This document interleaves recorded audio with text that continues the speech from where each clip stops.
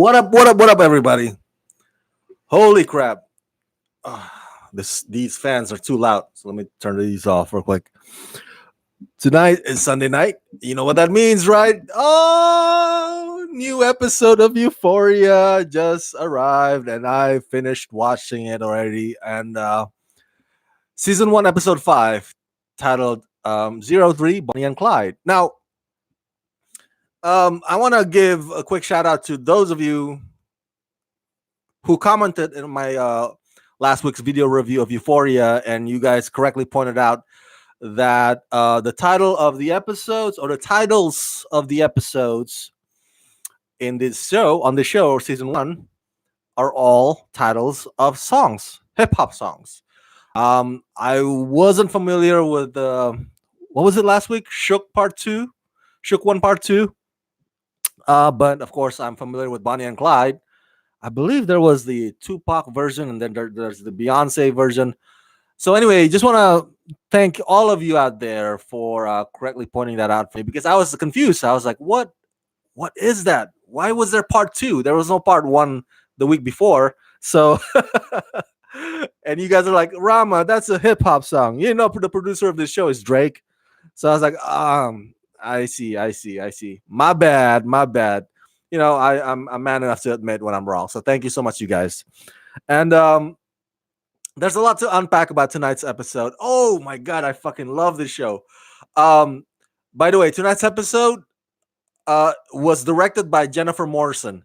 If you don't know who Jennifer Morrison is, she was an actress from Once Upon a Time series, and she became a director as well.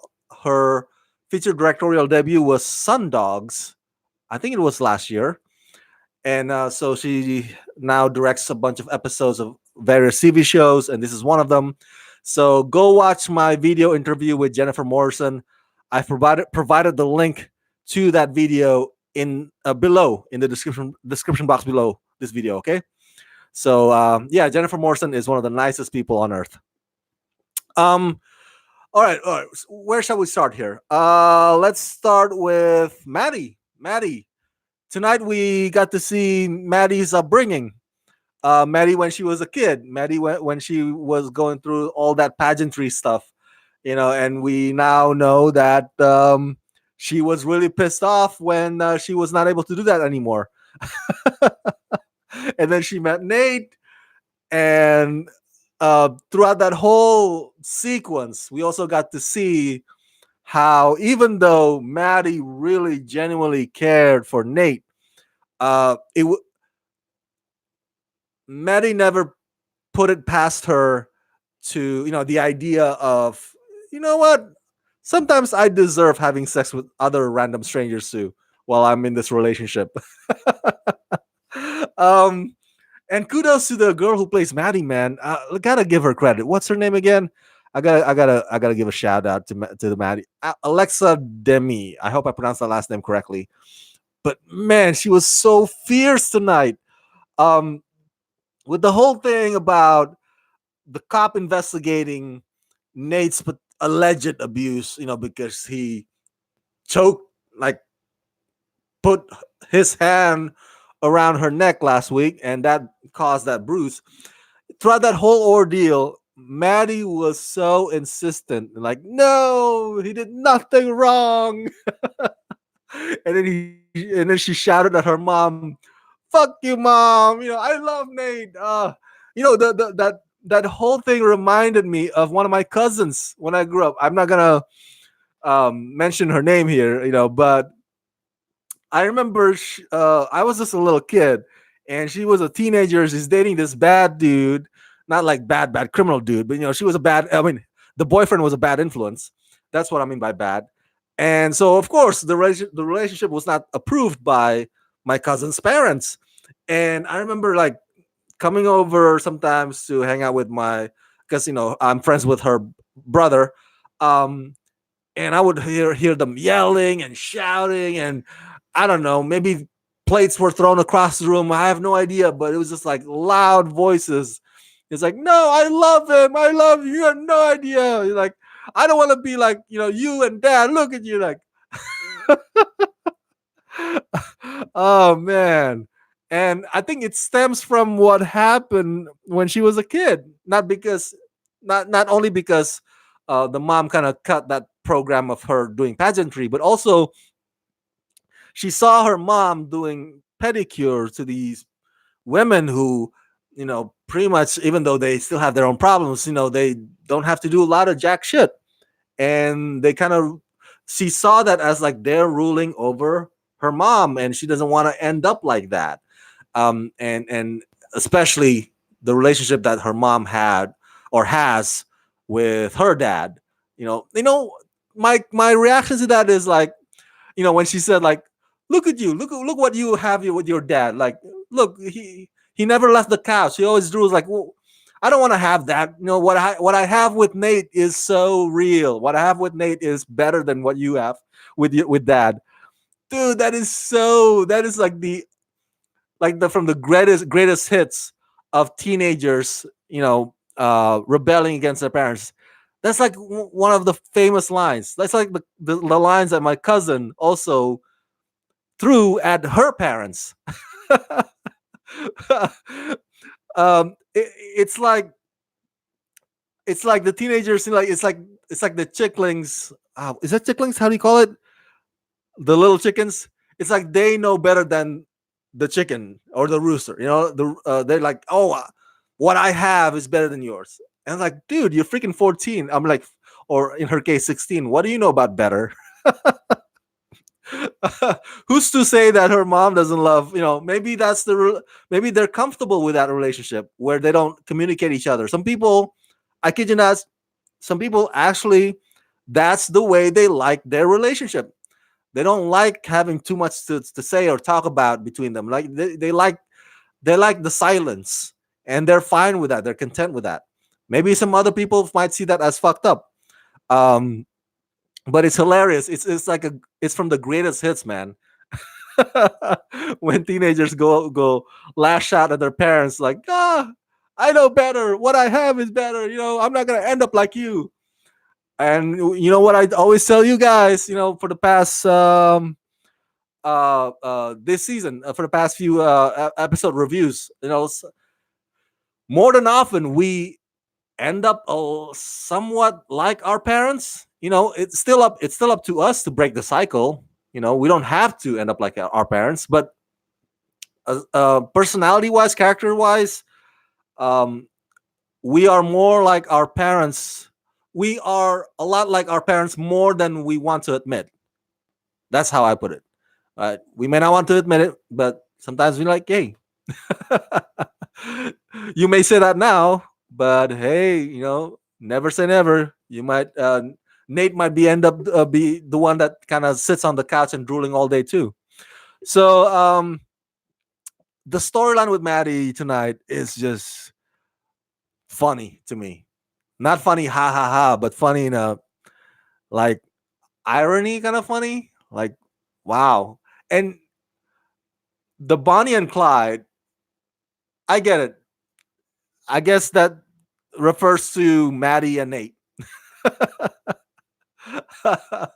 um, but I would argue that Clyde was more secure. I mean, Nate doesn't even want to confront his own sexuality, and he's like, he's scared of the cops. He wouldn't tell the truth. Like a gangster like Clyde and Bonnie. I mean, they would face cops in the face and probably shoot them too. So I don't know. It's a bit of it's an overpraise, if in my opinion, to describe Maddie and Nate as Bonnie and Clyde. Um, yeah. Now let's get to the next arc here. When Eric Dane's character, Cal Jacobs, was called from, because he was in the construction work, and it's like, hey, you got to go to the school. Something's up. And when he got out of his truck, and then he went to the toilet to throw up, dude, I was genuinely kind of scared for him. I know. He's a douche. Why do I care? Why do I have to be worried about him? But I was like, like it was worry like last week's worry in that same level when Jules came up to the booth, the chili booth to and we were like you and I were like, oh shit, oh snap. Oh snap. It's like he noticed that, oh, that's the girl that I had a one time thing in the hotel. I was like, oh, that's the kind of worry I had when he was walking to the school and went to the toilet to throw up. I was like, because I did not know at the time until the plot unraveled it that I did not know that it was going to be about Nate bruising Maddie. I thought the cops were there because they knew about Jules, underage Jules, obviously having sex with this middle-aged guy. So I was like, oh stop, oh shit, this is it. Oh, oh, he throws up. Of course, he has to. Oh, I would throw up too in his position. Um, but I was like, oh, it's not about him. And it's funny how when all the kids were interviewed, right? It's like everybody has their own story and viewpoints about Maddie and Nate, and one of them actually got it right. I think one of them says, "Hey, Nate is gay." I was like, even though she probably never knew about the whole collection of penis shots in his phone, but I guess some people have a good radar for that kind of thing. Um, but that's also fascinating in my opinion. But yeah, I was like, oh shit, Cal Jacobs, is this his day? It's like, oh no, it's not his day. It's not his day. Um, but yeah, dude. Later on, we get to see, of course, Cal Jacobs in a motel with another potential. Let's just put it that way. And it seems that Cal has reached a point of, I guess, regret. Maybe that's the word I'm looking for. Maybe remorseful. It's not, prior days or prior cases, he would be all over that thing. He would be like, let's get right to business. But in tonight's episode, I think what happened to his son is like, it really hit him hard, man. Maybe I'm misreading that, but it was like, wow, this guy's all emotional. And it's like, oh, I've hit this part of my life for so long. It's like, he's like unloading to this stranger who came there to actually have sex with him. It's like, hey, I mean, she was all ready too. She was like playing the music. She was all doing the, spreading her legs or whatnot. And I was like, and here Cal is crying, or not really crying per se, but is like emotional about it. Maybe he's gotten to that point where like, oh, what's the use of this? What's the use of me continuing this habit? Oh man. Um it is interesting though how Jules gets really defensive when Rue kind of wants to talk about the whole thing with, hey, you fuck Nate Jacobs' dad. And Rue's like, hey, I don't want to talk about it. Let's drop it. And then she walks out as well when Rue kind of gives that weird idea about paying off. And I was like, it kind of speaks to Jules being a compassionate person, but at the same time, a part of me also asks, why are you batting for this guy? Like, why do you have to keep like? I get it. Like last week, Cal Jacobs came to her and was like, hey, you can ruin my life. Please don't. So I think a part of me kind of respects Jules for not ruining Cal's life. But at the same time, what does she gain from not revealing that? From not. I don't know, man. But then again, I don't want to be too hard on Jules because I freaking love Jules. She's one of my favorite characters. So, so I'm like you, Jules. The truth about Nate being Tyler, the threat that Nate, you know, told you last week, and you even, you even stood up to Nate. You said, "Hey, I think you and your dad are both, F words." But why? So why back to being this? Just being like, "Oh, I don't want to." Maybe you can argue because she has a lot to lose. Maybe she doesn't want to put her dad in all of that mess, and she really loves her dad. Her dad, we saw a bit of him tonight. You can tell that he genuinely cares for Jules. So maybe that's the reason why. And if that is the reason why, I guess I can understand it a little bit. But still, though, man, Cal's a douche and Nate's a douche. Okay. uh, if anybody deserves defending, it's anybody else but them. Um, so Tyler's Tyler's in the house. Tyler says I'd asked him for that secret award-winning chili recipe. Right?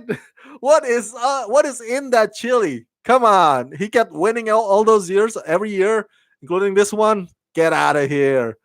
Um, okay, let's get to the next storyline here. Rue and Jules and Rue's other best friend, hanging out, roller skating. That's all fine and dandy. I really don't have strong opinions about that. I do want to say that um, Rue liking Jules is adorable, adorable. And they don't even know what this thing is yet. They're just like they just love hanging about with each other. Like that shot in tonight's episode when they were in the class, and I think there was a video presentation about about domestic abuse or sexual abuse. So you see Rue in the back with Jules, and Jules like laying her head down on Rue's shoulder and just like cuddling. I was like, oh, come on, that is adorable. That is so adorable. That is so cute. You want them to work? Come on. Oh, but as Jules stated to her dad tonight, it's like we're not a thing. We don't know what this thing is. Fine, fair enough. Um, there is one, because every episode has a interesting moment cinematography wise. Um, one of my favorite moments in tonight's episode that has to do with that was when the three of them, Jules, Rue, and Rue's other best friend. I'm sorry, I can't remember the name on the top of my head. Let me get the name here. I think the name is Lexi, right? So anyway, uh, Lexi, Jules, and Rue cycling, on their bicycles at night, and you see like a big ass light in the background. Um, and I like that shot. I really do. And that looks like worthy of a music video too. And the song that they picked in the background was pretty cool. I like that shot. Just like in the previous episodes, we have that the rotating hallway with Zendaya, and then there's the other rotating. When you see Jules and Rue uh, on different occasions or different situations in a montage, but the camera rotates around them. So in tonight's episode, it was that bicycle moment that I thought was like, wow, this is like candy to my eyes. Um, let's get to the next one. Kat. I love Kat. I've mentioned to you before that Kat, what is so awesome about her is that she embraces who she is. And last week's episode, she was pissed off at that guy. Um, and it was a misunderstanding because the guy was talking to a hottie cheerleader or hottie or whatever. And it was not even about like flirting or whatnot. It was like it was work related. So she misunderstood the whole thing. She saw from a distance and she just took it like, oh, he's not really interested in me. And so in tonight's episode, man, it carries on. A poor kid, poor guy. They're in the classroom. They had to sit together next to each other, and she would not give him the time of day. Oh my god! And at one point he says to her, "Why are you being so mean?" Oh no! Oh, I feel so bad for him, but it goes to show, man, never ever get on Kat's bad side because silent treatment. I mean, she does it like a champion. Oh man, I feel so sorry for that kid because it was all just a misunderstanding. And of course, Kat's storyline in tonight's episode leads to her giving blowjob to this guy in the car, which is whatever, right? But my favorite Cat moment actually when she entered the mall. When she entered the mall, looking, all with that red outfit, and she was like, she entered that place like she owned it, man. Like she owned that place. She was like world, here I am, behold me. And what is that line that she said? Because nothing or nobody's hotter than a chick, or no, I'm sorry. Let me rephrase that. I think she said nobody's hotter than a fat chick who doesn't give a fuck. Right? I think she said something along those lines. I'm paraphrasing, of course.